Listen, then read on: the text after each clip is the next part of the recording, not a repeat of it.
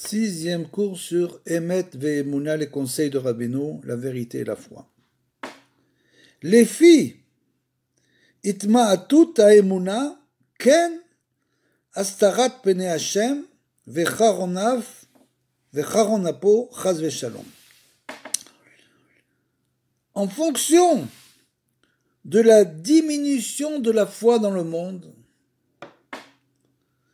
cette diminution entraîne le voilement de la face divine et la colère de Hachem dans le monde. Dieu préserve.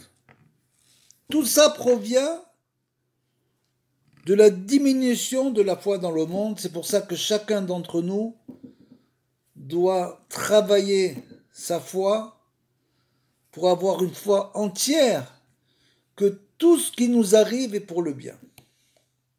Et donc nous devons remercier Hachem, non seulement pour les bonnes choses qui nous arrivent, mais aussi, Dieu préserve pour le contraire. Il faut savoir remercier Hachem pour tout, parce qu'en fait, nous ne comprenons pas ce qui se passe. Nous sommes incapables de le comprendre.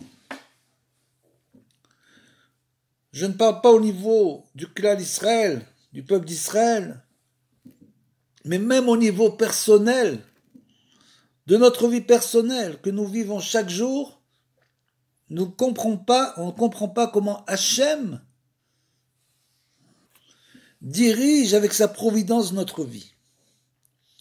Donc dans tous les cas, il faut travailler sur notre foi et remercier Hachem pour tout. Ve'az tzadikim, dans ces cas-là, malheureusement, bochim misrara ve'kavod. Dès l'instant où la foi diminue dans le monde, en quelque sorte, les tzadikim, les dirigeants spirituels, perdent leur force et sont obligés de fuir le pouvoir et les honneurs. Ils ne peuvent plus diriger le peuple. Ve'en laolam manigé ameti.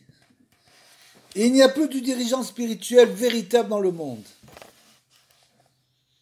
Ceux qui sont bien sûr les locomotives, nous sommes nous les wagons accrochés à la locomotive, c'est eux qui nous tirent sans arrêt.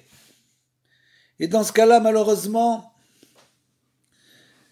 les tzadikim sont obligés de fuir le pouvoir et les honneurs pour diriger de manière honnête, bien sûr, le peuple d'Israël. Et comment répartons cela? Rabbeinu nous dit Ve'al yedeh shemeshavrim ha'ka'az berachmanut. Dès l'instant où un homme casse sa colère et la transforme en miséricorde, al yedeh nimtak charonaf. Grâce à cela, la colère divine est adoucie dans le monde. Et comment peut-on casser sa colère et la transformer en miséricorde? Ça, Rabbeinu l'explique dans la 4e Torah du Likutei Tananya. C'est tout simplement en faisant un acte de chesed.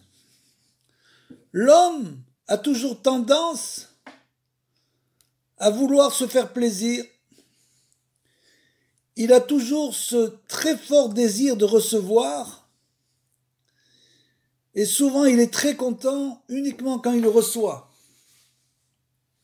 Quand il donne, il est beaucoup moins content. Ça lui amène beaucoup moins de joie de donner que de recevoir. Pour casser le karas, en quelque sorte la colère et l'arzariout, c'est-à-dire